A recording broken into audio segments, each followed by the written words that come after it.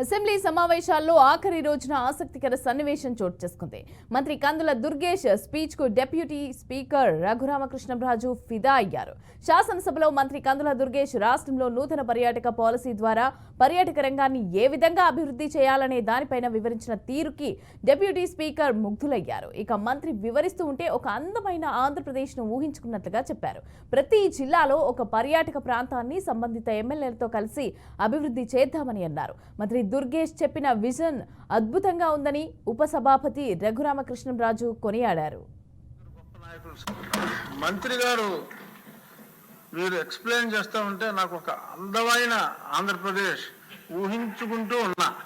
ఎందుకంటే అంత అద్భుతంగా ఉంది మీ ఆలోచన, ప్రజెంటేషను.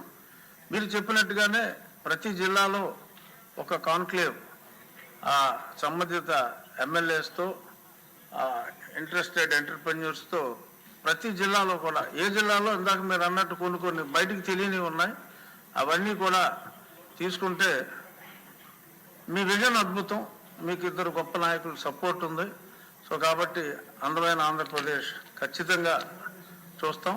అలాగే కేంద్రంలో కూడా పర్యాటక టూరిజం మంత్రి గారు నాకు మంచి స్నేహితులు. అక్కడికి కూడా మనం కలిసి వెళ్దాం.